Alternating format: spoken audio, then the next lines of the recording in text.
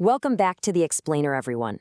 Today, we are diving headfirst into what is honestly one of the most highly technical and frankly psychologically grueling sequences we've ever covered. We are breaking down the absolutely intense clash between Mitsuki and Tempus Roma, set deep inside the legendary sealed walls of the Crucible of Fire. We're going to look at exactly how a fighter adapts when their back is pushed completely against the wall. More importantly, we're going to explore what happens when a fighter's raw power, the very thing they rely on most, is just completely stripped away. We are going to look closely at every single move, every countermove, and the incredible paradigm shift that happens when a combatant is pushed to the absolute edge of their capabilities. So, let's start with a massive question. What happens when your ultimate weapon fails? Now, seriously, I want you to really put yourself in that headspace for a second. Imagine you are in a completely life-or-death scenario. The stakes could not be higher. You have one primary skill set, one absolute strength that you have relied on time and time again to get you out of every single dangerous situation you've ever faced. It's your safety net. And then, in the blink of an eye, your opponent just turns it off. It doesn't misfire. It isn't just blocked. It is completely, utterly negated. That terrifying, paralyzing scenario is exactly the dilemma Mitsuki is thrust into here. It's a literal masterclass in psychological warfare and tactical adaptation, and it all kicks off when Tempus Roma decides to push Mitsuki way past her absolute limits. Let's see exactly how this incredible trap is set. Part 1. The Trap. Gravity Nullify. Okay, so picture this. Mitsuki is separated from her allies. She is completely alone inside the sealed Crucible of Fire, and she is facing an absolutely overwhelming presence. Tempus Roma doesn't hold back for even a second. She calls out, "Eternal Titan, Tempus Roma, Mode Dragon, activate." And guys, the physical transformation here is completely staggering. It's not just a power-up. Scales, literally like a dragon's, materialize all over her limbs and body. These massive, imposing dragon wings sprout right from her back, and her sheer physical stature grows immense. But here's the thing, it's not just a visual spectacle. Mitsuki immediately feels this oppressive, heavy atmosphere bearing down on the entire crucible. It's like the air itself suddenly weighs 1,000 pounds. The sheer force of Tempus Roma's presence physically weighs down on her. The arena goes dark, illuminated only by these roaring flames on the sealed doors. The psychological pressure in this room is now just as heavy, if not heavier, than the physical pressure.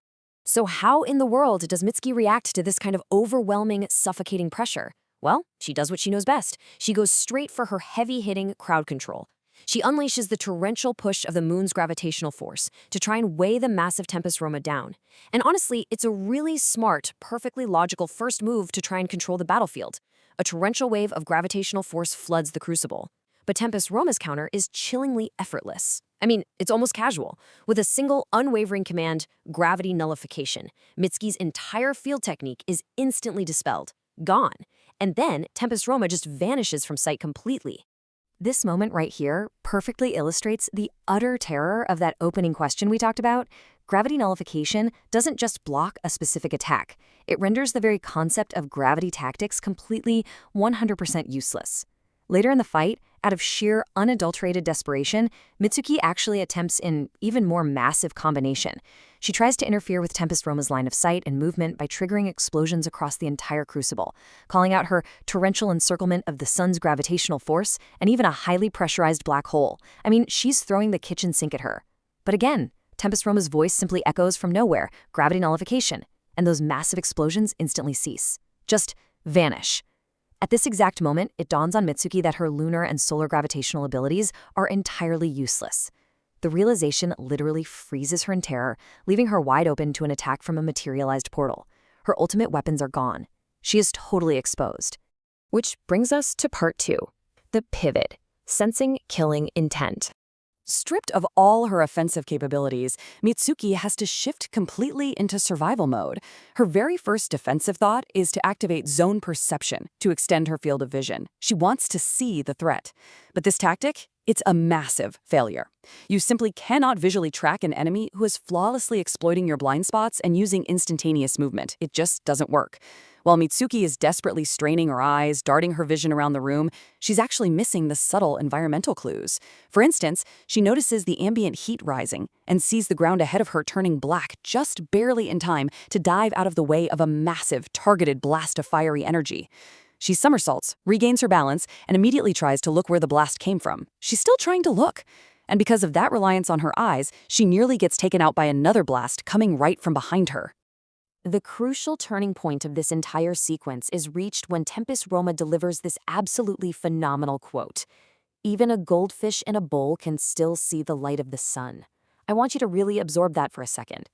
Tempus Roma is directly mocking Mitsuki's reliance on her eyes.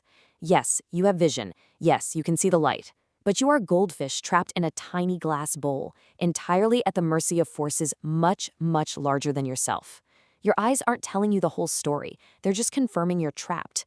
This quote right here is the exact trigger for Mitsuki's massive epiphany. She repeats it to herself and realizes a massive contradiction. Wait a minute, how is she actually evading these blindingly fast unseen attacks if her zone perception is totally failing her? She realizes it isn't her vision saving her at all. It's something else entirely. Let's actually look at the specific combat mechanics of her survival because it is fascinating. Before every single attack hits, Mitsuki is experiencing a very specific somatic marker. Step 1. Her gut tightens. And it doesn't just tighten, it actually physically burns with an ominous, overwhelming sense of foreboding. Step 2. The ambient heat in her immediate vicinity spikes dramatically, literally to the point of turning the stone ground black right before the fiery energy hits. Step 3. This specific physical combination triggers a pure, unthinking, instinctive evasion. She dives, she somersaults, she aligns her body in reverse midair to land perfectly on her feet. She isn't thinking about moving. Her conscious brain isn't saying, dodge left. Her body is reacting to deep internal signals way before her conscious brain can even process the visual data. And this beautiful realization leads to her massive tactical breakthrough.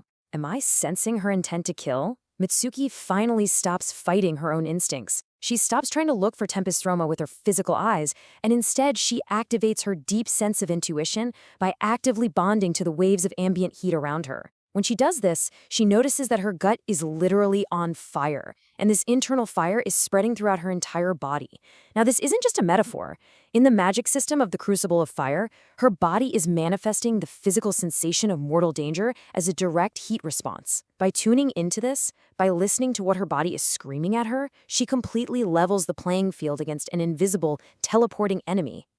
Realizing Mitsuki is catching on, Tempus Roma ramps up the pressure to insane levels, creating a totally chaotic battlefield. Portals of fire suddenly materialize absolutely everywhere, completely surrounding Mitsuki in a 360-degree dome of threats. Tempus Roma is moving instantaneously, disappearing behind one portal and instantly, seamlessly emerging from another. In fact, the source notes that when Tempus Roma stands still in this state, she appears to be present in all the portals simultaneously. It's an absolute nightmare scenario. Tempus Roma tells Mitsuki to pay attention to your body and unleashes a massive, coordinated barrage of flames. But Mitsuki, she's ready now. She lets the flames in her gut strengthen. She lets that feeling flow through her. Tracking the incoming attacks entirely by that ominous internal foreboding, she perfectly sidesteps the glancing blows. She athletically leaps and somersaults away from direct hits coming at her front, her back, and her sides. Every single flame misses. It is a stunning display. She has fully adapted. This brings us to part 3, the resolution, the chivalry trap. With the immediate, life-threatening physical danger finally over, Tempus Roma disengages her terrifying dragon mode to deliver a vital, overarching, philosophical lesson. Now, to truly understand this lesson, we have to jump back for a second to a complaint Mitsuki made earlier in the fight. Remember when Tempus Roma first launched a targeted blast from her blind spot? Mitsuki narrowly dodged it, landed on her feet, and actually scoffed, saying, "Attacking from behind isn't very chivalrous." I mean, it's a classic protagonist line, right? The hero demands a fair fight. But in the brutal, unforgiving reality of this universe, it highlights a deeply naive and incredibly dangerous mindset. Tempus Roma recognized this immediately. She saw it as a massive, fatal flaw in Mitsuki's psychological armor. And this brings us to Tempus Roma's harsh but absolutely necessary reality check. She tells her, "It is a chivalrous thing to fight fair. Just don't expect that kind of chivalry from your adversaries." She explicitly warns Mitsuki that this exact kind of expectation, expecting fairness, expecting rules of engagement, is exactly what will get her killed by ruthless enemies like the Weaver of Calamity. If you enter a life or death battlefield expecting your enemy to play by your personal moral rulebook, you are handing them a massive tactical advantage on a silver platter. You are deliberately blinding yourself to the dirty, underhanded, unpredictable tactics they will inevitably use to end your life.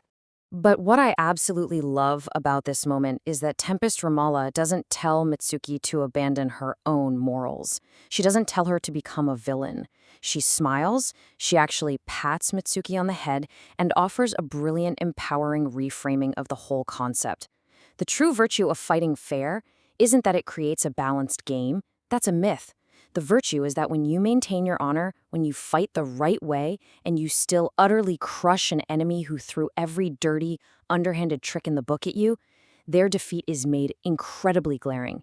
It proves absolute, undeniable superiority. You keep your chivalry, for sure, but you entirely drop the expectation that your enemy has any. That right there is how you avoid setting yourself up for a devastating defeat. As Tempus Roma tells Mitsuki to catch her breath and rest before they head into the next challenge, the Crucible of Wind, I want to leave all of you with this final provocative thought. Take a real moment today and think about this. Where in your own life are you setting yourself up for defeat by expecting your adversaries, whether they be business competitors, difficult life situations, or just toxic individuals, to play by your personal rules of fairness? Remember Mitsuki's trial in the fire. Adapt your senses, drop your naive assumptions, and always, always be prepared for the reality of the battlefield in front of you, not just the one you wish existed. Thank you so much for joining me for this tactical explainer, guys. I hope it gave you a lot to think about, and I absolutely cannot wait to break down the next Crucible with you. See you next time.